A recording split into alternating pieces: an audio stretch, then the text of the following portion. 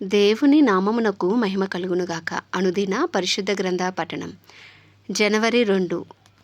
ప్రార్థన. దగల తండ్రి, కృపగల దేవ, పరిశుద్ధుడానికి వందనాలు, స్తోత్రాలు. గడిచిన దినములని నీ కృపలో జ్ఞాపకం చేసుకుని మరి ఒక నూతన దినము మా జీవితాల్లో ప్రవేశపెట్టారు. వందనాలు ప్రభు. ఈ దినం వాక్యము చదువుతుండగా నీ ఆత్మతో నింపి వినిన వాక్యము హృదయాలు ఫలింపచేయమని, వాక్యానుసారంగా జీవించుటకు నీ కృపను దయచేయమని యేసుక్రీస్తు అతి పరిశుద్ధ నామంలో అడిగి వేడుకొనిచున్నాం మా పరమ తండ్రి. ఆమెన్. ఆదికాండము 4 నుండి 6 అధ్యాయములు. 4వ అధ్యాయము.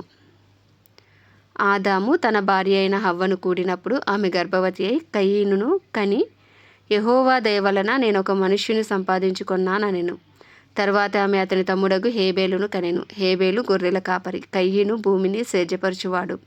కొంతకాలమైన తరువాత కయీను పొలము పంటలో కొంత యెహోవాకు అర్పణగా తెచ్చెను. హేబేలు కూడా తన మందలో తొలుచూలును పుట్టిన వాటిలో క్రొవ్విన వాటిని కొన్ని తెచ్చెను. యెహోవా హేబేలును అతని అర్పణను లక్ష్యపెట్టెను. కయీనును అతని అర్పణను ఆయన లక్ష్యపెట్టలేదు. కాబట్టి కయీనును మిక్కిలి కోపము వచ్చి అతడు తన ముఖము చిన్నబుచ్చుకొనగా, యెహోవా కయీనుతో, నీకు కోపమేలా? ముఖము చిన్నబుచ్చుకుని ఉన్నావేమి? నీవు సత్క్రియ చేసిన ఎడల తల ఎత్తుకొనవా? సత్క్రియ చేయని ఎడల వాకిట పాపం పొంచి ఉండును. నీ ఎడల దానికి వాంఛ కలుగును, నీవు దానిని ఏలుదువు అనెను. కయీను తన తమ్ముడైన హేబేలుతో మాట్లాడెను. వారు పొలములో ఉన్నప్పుడు కయీను తన తమ్ముడైన హేబేలు మీద పడి అతనిని చంపెను.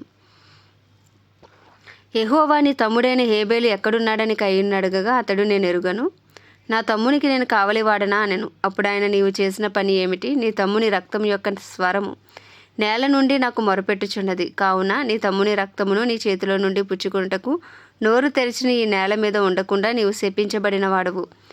నీవు నేలను సేద్యపరిచినప్పుడు అది తన సారమును ఇక మీదట నీకు ఇయ్యదు.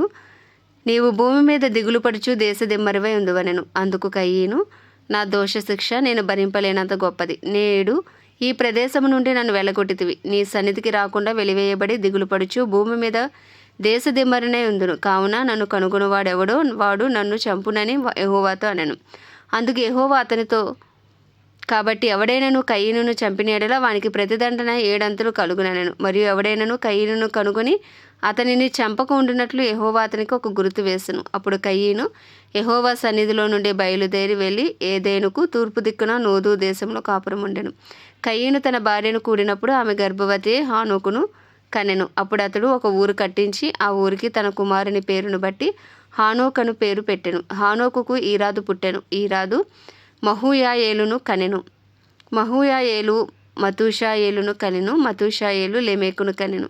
లెమెకు 2 స్త్రీలను పెండ్లి చేసుకొనెను. వారిలో ఒక దాని పేరు ఆదా, రెండవ దాని పేరు సిల్లా. ఆదా యాబాలును కనెను. అతడు పశువులు గలవాడే, గుడారములో నివసించే వారికి మూల పురుషుడు. అతని సహోదరుని పేరు యూబాలు. ఇతడు సితారాను సానికను వాడుక చేయవారికి అందరికీ మూల పురుషుడు. మరియు సిల్లా తుబల్కాయీనును కనెను. అతడు పదును గల రాగి పనిముట్లన్నిటినీ ఇనుప పనిముట్లన్నిటినీ చేయువాడు. తుబల్కాయీను సహోదరి పేరు నయమ. లెమెకు తన భార్యలతో, ఓ ఆదా, ఓ సిల్లా, నా పలుకు వినుడి. లెమెకు భార్యలారా, నా మాట ఆలకించుడి. నన్ను గాయపరిచినందుకే ఒక మనిషిని చంపితిని. నన్ను దెబ్బ కొట్టినందుకే ఒక పడుచువాడిని చంపితిని. 7 అంతలు ప్రతిదండన కయీను కోసము వచ్చిన ఎడల లెమెకు కోసము 77 అంతలు వచ్చుననెను. ఆదాము మరలా తన భార్యను కూడినప్పుడు ఆమె కుమారుని కని, కయీను చంపిన హేబేలునకు ప్రతిగా దేవుడు మరి ఒక సంతానమును నియమించుననుకొని అతనికి షేతు అను పేరు పెట్టెను. మరియు షేతును కూడా కుమారుడు పుట్టెను. అతనికి ఏనోష్ అని పేరు పెట్టెను. అప్పుడు యెహోవా నామమున ప్రార్థన చేయుట ఆరంభమైనది. 5వ అధ్యాయము. ఆదాము వంశావళి గ్రంథం ఇదే. దేవుడు ఆదామును సృజించిన దినమున దేవుని పోలికగా అతని చేసెను. మగవానిగాను ఆడుదానిగాను వారిని సృజించి, వారు సృజింపబడిన దినమున వారిని ఆశీర్వదించి వారికి నరులని పేరు పెట్టెను. ఆదాము 130 ఏండ్లు బ్రతికి తన పోలికగా తన స్వరూపమున కుమారుని కని అతనికి షేతు అను పేరు పెట్టెను. షేతును కనిన తర్వాత ఆదాము బ్రతికిన దినములు 800 ఏండ్లు. అతడు కుమారులను కుమార్తెలను కనెను. ఆదాము బ్రతికిన దినములన్నీ 930 ఏండ్లు. అప్పుడు అతడు మృతి పొందెను. షేతు 105 ఏండ్లు బ్రతికి ఏనోషును కనెను. ఏనోషు కనిన తర్వాత షేతు 807 ఏండ్లు బ్రతికి కుమారులను కుమార్తెలను కనెను. షేతు బ్రతికిన దినములన్నీ 912 ఏండ్లు. అప్పుడు అతడు మృతి పొందెను. ఏనోషు 90 సంవత్సరములు బ్రతికి కేయినానును కనెను. కేయినానును కనిన తర్వాత ఏనోషు 815 ఏండ్లు బ్రతికి కుమారులను కుమార్తెలను కనెను. ఎనోషు దినములనియు 905 ఏండ్లు. అప్పుడు అతడు మృతి పొందెను. కేయినాను 70 ఏండ్లు బ్రతికి మహలాలేలును కనెను. మహలాలేలును కనిన తర్వాత కేయినాను 840 ఏండ్లు బ్రతికి కుమారులను కుమార్తెలను కనెను. కేయినాను దినములనియు 910 ఏండ్లు. అప్పుడు అతడు మృతి పొందెను. మహలాలేలు 65 ఏండ్ల బ్రతికి ఏరేదును కనెను. ఏరేదును కనిన తర్వాత మహలాలేలు 830 ఏండ్లు బ్రతికి కుమారులను కుమార్తెలను కనెను. మహలాలేలు దినములనియు 895 ఏండ్లు. అప్పుడు అతడు మృతి పొందెను. ఎరేదు 162 ఏండ్లు బ్రతికి హానోకును కనెను. హానోకును కనిన తర్వాత ఏరేదు 800 ఏండ్లు బ్రతికి కుమారులను కుమార్తెలను కనెను. ఎరేదు దినములనియు 966 ఏండ్లు. అప్పుడు అతడు మృతి పొందెను. హానోకు 65 ఏండ్లు బ్రతికి మెతూషెలను కనెను. హానోకు మెతూషెలను కనిన తర్వాత 300 ఏండ్లు దేవునితో నడుచుచు కుమారులను కుమార్తెలను కనెను. హానోకు దినములనియు 365 ఏండ్లు. హానోకు దేవునితో నడిచిన తర్వాత దేవుడు అతన్ని తీసుకుని పోయిన కనుక అతడు లేకపోయాను. మెతూషెల 187 ఏండ్లు బ్రతికి లెమేకును కనెను. మెతూషెల లెమేకును కనిన తర్వాత 782 ఏండ్లు బ్రతికి కుమారులను కుమార్తెలను కనెను. మెతూషెల దినములనియు 969 ఏండ్లు. అప్పుడు అతడు మృతి పొందెను. లెమేకు 182 ఏండ్లు బ్రతికి ఒక కుమారుని కని భూమిని యెహోవా శపించినందువలన కలిగిన మన చేతుల కష్టము విషయములోను మన పని విషయములోను ఇతడు మనకు నెమ్మది కలుగజేయననుకుని అతనికి నోవాహు అని పేరు పెట్టెను.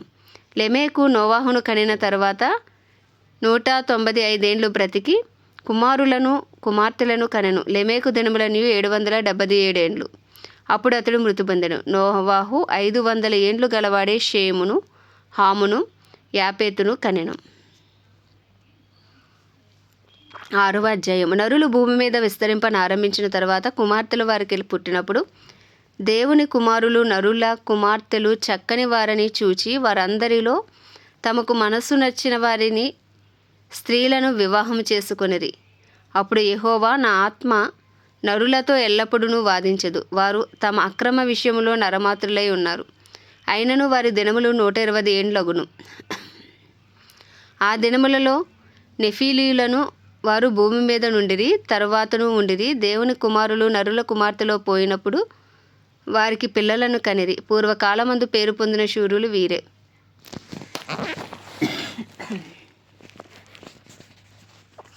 నరుల చెడుతనము భూమి మీద గొప్పదనియు వారి హృదయం యొక్క తలంపులలోని ఊహంతయు ఎల్లప్పుడూ కేవలము చెడదనియు యెహోవా చూచి తాను భూమి మీద నరులను చేసినందుకు యెహోవా సంతాపము నొంది తన హృదయంలో నొచ్చుకొనెను. అప్పుడు యెహోవా నేను సృజించిన నరులను నరులతో కూడా జంతువులను పురుగులను ఆకాశ పక్షాదులను భూమి మీద ఉండకుండా తుడిచివేదును.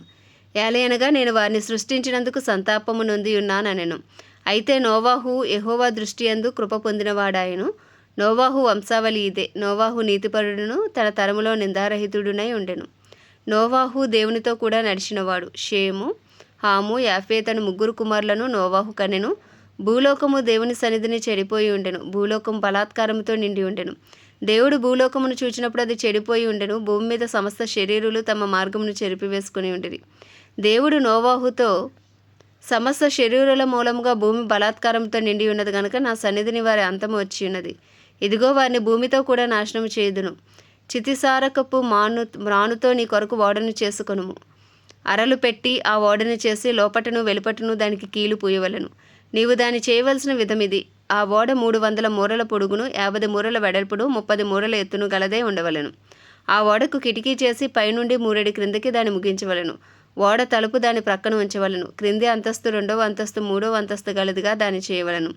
ఇదిగో నేనే జీవవాయువు గల సమస్త శరీరాలను ఆకాశం క్రింద ఉండకుండా నాశనము చేయుటకు భూమి మీదకి జలప్రవాహము రప్పించుచున్నాను. లోకమందున్న సమస్తమును చనిపోవును.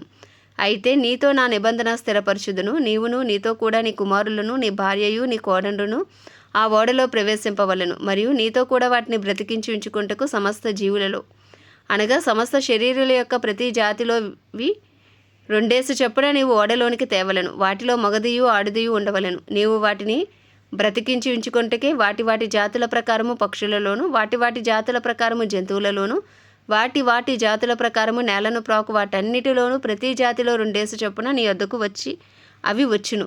మరియు తినుటకు నానా విధములైన ఆహార పదార్థములను కూర్చుకొని నీ దగ్గర ఉంచుకొనుము. అవి నీకును వాటికి నీ ఆహారమగునని చెప్పెను. నోవాహు అట్లు చేసెను. దేవుడు అతనికి ఆజ్ఞాపించిన ప్రకారము యావత్తు చేసెను. ఆమేన్. దేవుడి పరిశుద్ధ వాక్యము మన వినికిడిలో దీవించునుగాక. ప్రార్థన. దయగల తండ్రి, కృపగల దేవ, పరిశుద్ధుడా, నీకు వందనాలు, స్తోత్రాలు. జీవాధిపతి, న్యాయాధిపతి, మహాగణుడ, మహిమోన్నతుడా, సర్వోన్నతుడా, సర్వాధికారి, జీవం నిచ్చు దేవుడవు, జీవాధిపతివి నీవే నాయనా. అయ్యా తండ్రి నాయన, నీ కృపను బట్టి వందనాలు, స్తోత్రాలు. వినిన వాక్యం మా హృదయాలు ఫలింపచేయండి. నీ కృపలో మమ్మల్ని జ్ఞాపకం చేసుకోండి నాయన. మా మనోనేత్రాలు తెరవండి, హృదయాలు తెరవండి, విశ్వాసంలో బలపరచండి. విశ్వాసం ద్వారా మీరే మాలో నివసించండి. పరిశుద్ధాత్మను బలముగా మాపై కుమ్మరించండి. మా ప్రతి అపరాధము, పాపము, దోషములు, అతిక్రమములు నాయన దయతో క్షమించండి. నీ పరిశుద్ధ రక్తంతో కడగండి. నీ చిత్తము చేటుకు మమ్మల్ని బలపరచండి. మా కుటుంబస్తులందరినీ మీరు జ్ఞాపకం చేసుకోండి. ఏ ఒక్క ఆత్మ నశించిపోవటం నీ చిత్తము కాదన్నావు నాయన. అయ్యా, మా కుటుంబాల్లో ఏ ఒక్క ఆత్మ నశించిపోకుండా నీ పరిశుద్ధ రక్తంతో కడిగి శుద్ధీకరించి వారి పాపముల నుంచి వారిని విడుదల చేసి నీ గొప్ప రక్షణ భాగ్యం దయచేయండి. మా ఇరుగు పొరుగు, మా బంధువులు, స్నేహితులు అందరి కొరకు ప్రార్థిస్తున్నాం. అయ్యా తండ్రి నాయన, వారందరిపై నీ కృప కలుగునుగాక. నీ చిత్తం వారి జీవితాల్లో జరుగునుగాక. తండ్రి నీకే వందనాలు. క్రైస్తవులందరినీ రూపాంతరపరిచి నీ రూపులకు మార్చుకోండి. నీ చిత్తం చేటుకు ప్రతి క్రైస్తవుని నువ్వు బలపరచమని ప్రార్థిస్తున్నాం ప్రభా. అయ్యా తండ్రి, దైవజనులందరి కొరకు ప్రార్థిస్తున్నాం. ధైర్యంతో వాక్యం బోధించే అనుకూలమైన సమయములు ప్రతి దైవజనికి మీరు దయచేయండి నాయన. వారిని, వారి కుటుంబాలను నీ రక్త ప్రోక్షణ కింద ఉంచండి. వారి రాకపోకలని కాపుదల, భద్రత దయచేయండి నాయన. అయ్యా నీకే వందనాలు నాడు అపోస్తులలో అయ్యా తండ్రి అనేక అద్భుతాలు, సూచక్రియలు చేసినట్టు ప్రభు కడవరి దినాల్లో దైవజనుల్ని బలమైన అపోస్తలులుగా, ప్రవక్తలుగా మీరు వాడుకోమని ప్రార్థిస్తున్నాం. అలాగే నాయన, ప్రపంచ దేశంలన్నిటి కొరకు వాటిని పరిపాలిస్తున్న రాజులు, నాయకులు, అయ్యా తండ్రి వారి కింద పనిచేసిన అధికారులు అందరి కొరకు ప్రార్థిస్తున్నాం నాయన. అందరినీ నాయన దర్శించండి. నీ చిత్తానుసారమైన పరిపాలన జరిగించండి. ఇంకా సువార్త అందని గ్రామాలు, ప్రాంతాలు, పట్టణాలు మీరు పట్టుకోండి. ప్రత్యేకించి భారతదేశాన్ని మీ హస్తాలకు అప్పచెప్పుకున్నాం. 144 కోట్ల భారతదేశ ప్రజల మనోనేత్రములు యేసు క్రీస్తునామంలో తెరవబడును గాక. వారి హృదయాలు యేసునామంలో తెరవబడును గాక. నిశ్చయముగా వారి కట్లు తెగిపోవును గాక. బంధకాలు ఊడిపోవును గాక. నిశ్చయముగా నీ చిత్తం భారతదేశంలో జరుగును గాక. నాయనగా మా భారతదేశ ప్రధాని గారిని, ప్రెసిడెంట్ గారిని, వైస్ ప్రెసిడెంట్లను, అయ్యా తండ్రి నాయన, చీఫ్ మినిస్టర్స్, గవర్నర్లు, ఎమ్మెల్యేలు, ఎంపీలను, వారి కింద పనిచేస్తున్న అధికారులందరినీ మీ హస్తాలకు అప్పచెప్పుకుంటున్నాం. నీ చిత్తానుసారంగా పరిపాలన చేయనట్లు వారికి నీ కృపను అనుగ్రహించండి. నీ కాపుదల, భద్రత ఉంచండి ప్రభా. అయ్యా మా భారతదేశాన్ని శారీరకంగా, మానసికంగా, ఆధ్యాత్మికంగా, సాంఘిక పరంగా, రాజకీయ పరంగా అన్ని రంగాల్లో మీరు స్వస్థపరచమని ప్రార్థిస్తున్నాం. మా భారతదేశంలో గొప్ప ఉజ్జీవాన్ని రగిలించండి. కడవరి వర్షమే మీ దిగిరండి. కడవరి ఉజ్జీవాన్ని రగిలించమని వేడుకుంటూ అయ్యా తండ్రి నాయన, చిన్ని ప్రార్థన మనవి నీ పాద సన్నిధికి చేర్చుకోమని యేసుక్రీస్తు అతి పరిశుద్ధ నామంలో అడిగి వేడుకొంచున్నాం మా పరమ తండ్రి. ఆమేన్. పరలోకమందున్న మా తండ్రి, నీ నామం పరిశుద్ధపరచబడును గాక. నీ రాజ్యము వచ్చును గాక. నీ చిత్తము పరలోకమునందు నెరవేర్చబడుచున్నట్లు భూమి యందును నెరవేర్చబడును గాక. మా అనుదిన ఆహారము నేడు మాకు దయచేయం. మా ఇలా అపరాధం చేసిన వారిని మేము క్షమించిన ప్రకారం మా అపరాధములు క్షమించుము. మమ్మల్ని శోధనలోకి తేక ప్రతి కీడు నుండి, దుష్టుడి బారి నుండి తప్పించుము. ఎందుకంటే రాజ్యము, బలము, శక్తి, మహిమయు నీవే ఉన్నది. ఆమేన్. ప్రభు యేసు రక్తమే జయం, ప్రభు యేసు వాక్యమే విజయం, ప్రభు యేసు నామములో సంపూర్ణ విజయము కలుగును గాక. ఆమేన్, ఆమేన్, ఆమేన్.